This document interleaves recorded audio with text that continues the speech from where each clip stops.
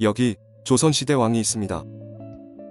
도대체 한 시대에 어떻게 이런 많은 업적을 다 이룰 수 있었을까? 하며 놀랄 수밖에 없는 조선시대 최고의 왕 세종. 그 세종 15년 어느 날의 일입니다. 계속 북방 여진족이 조선을 침략하여 괴롭히고 있다는 보고가 들어옵니다. 특히 압록강을 넘어 평안도의 여연지방에 여진족 이만주 부족의 침략이 심해지자 세종은 큰 결심을 합니다. 이 자식들 한번 손을 봐야겠어. 교과서에서 본 적이 있을 그 유명한 사군육진 개척의 사군 개척이 오늘의 내용입니다. 세종시대의 국가적인 차원에서 외적을 치는 군사를 일으킨 것은 실제 이 사군 개척이 처음입니다. 물론 시대상으로는 대마도정벌도 세종시대이긴 하지만 이때는 태종이 공식적으로 병권을 쥐고 있었고 실제 작전도 태종의 아래에서 벌어졌기에 세종의 업적이라고 말하기는 애매합니다. 여튼 모든 일을 열심히 한 세종은 이 북방을 개척하기 위해 또 열심히 고민했습니다. 그리고 세종 15년 1월 11일 세종은 평안도 절제사이던 문필을 파직시키고 최윤덕을 임명시킵니다. 물론 제 컨텐츠의 주인공이었던 허조는 또 반대. 참고로 최윤덕 외에 하경복, 이순몽 등이 함께 추천되었지만 그 추천에도 공통적으로 최윤덕은 포함되어 있었습니다. 세종은 최윤덕을 임명하고 1월 내내 회의를 합니다. 공식적인 차원에서 세종 스스로의 명 아래 펼쳐지는 전쟁이니 공부의 최강자 세종이 대강 넘어갔을 리 없었습니다. 하지만 문제는 세종을 포함해 이 회의를 했던 주요 대신들이 제대로 여연 지방을 알았을 리는 없었다는 점이죠. 그들의 회의를 엿보겠습니다. 세종 15년 2월 21일입니다. 마병과 보병은 각 몇 명을 보내야 할까라는 세종의 질문에 존에는 마병 1천에 보병 2천, 하경복, 이순몽 등은 마병 1천, 보병 1천을 제안했으며 결과적으로 세종은 총 3천을 승인합니다. 포병 갑옷과 투구는 군기감 거를 쓸까 지역거를 쓸까 고민하고 결론은 고을 거 쓰기로 합니다. 병사가 강을 건널 때 배를 쓸까 부교를 만들까 고민하고 대신들의 의견대로 비록 일이 좀 많아지는 게 문제지만 부교로 하기로 합니다.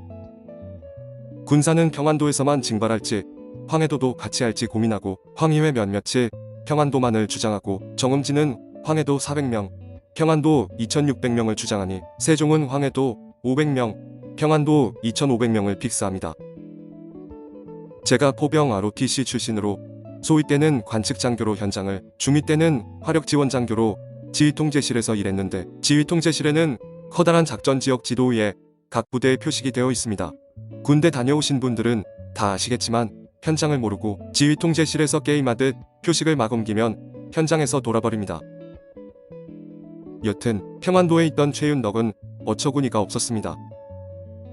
그리고 최대한 예의 있게 세종에게 서류를 올립니다. 3천이요. 군사 3천이요. 1-2번 하실 거예요. 진격 방향이 몇 갠데? 수비는요? 최소 1만은 필요합니다. 그리고 뭐요? 황해도요. 황해도 애들 여기까지 오면 힘들어 지칠 텐데 그거 어디다 써요? 평안도에도 2만 2천에서 2만 3천 명 있으니 그거면 됩니다.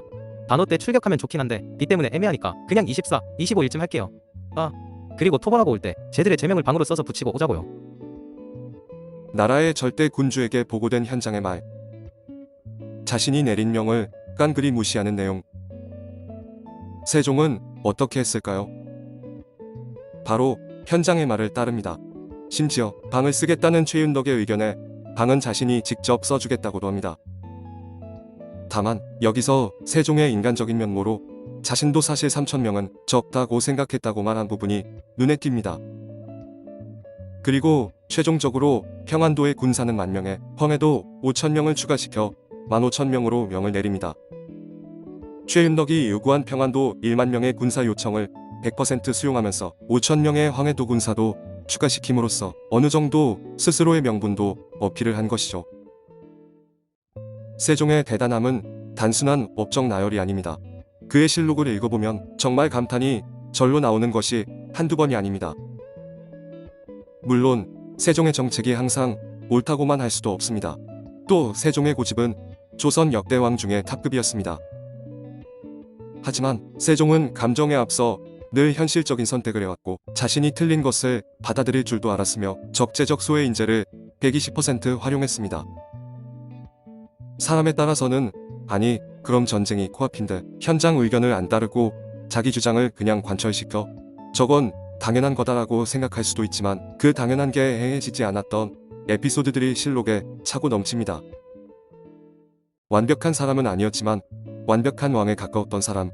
오늘은 세종의 이야기였습니다. 감사합니다.